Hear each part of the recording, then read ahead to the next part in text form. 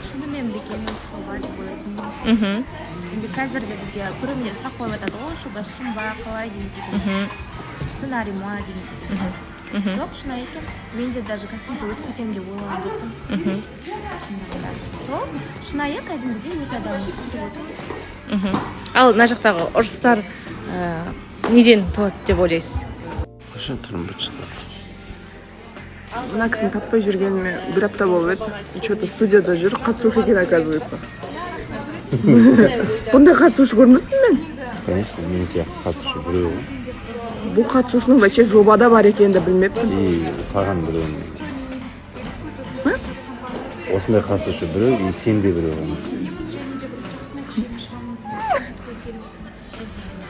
Қуаныштың көз жасы ғой бұл, Жоқ, мұңайышты. Ұрыстар әркімнің көзқарасы әртүрлілігінен туады. Енді барлығымыз бірдей өмірге көзқарасына қарамаймыз ғой. Сондықтан таяқтың екі ұшы бар дегенде әркім екі түрлі ойлайды ғой. Сондықтан пікірталас туындап кетеді, кейде соны ұрысқа. Ассалаумағалейкум, құрметті Қосылай көрермендері. Бүгінгі эфирді көру үшін астыға сілтемеге кіріңіздер. Бүгін күшті эфир болады. Пока.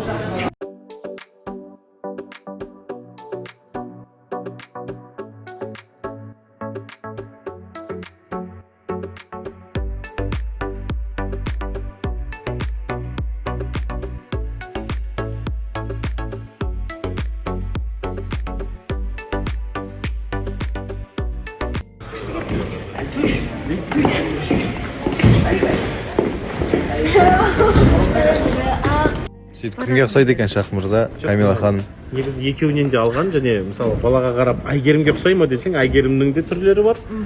Дидарға ұқсай ма десең, Дидардан аумай қалатын сияқты, сондай. Может, екеуміз похожи с Дидаром? Иә, ерлі зайыпты бар ұқсап кетеді дейді ғой. Сен сияқты. Да. Бірақ микрофонға таласып жатыр. Бұл енді Айгерімге тартқан. Микрофонға таласу.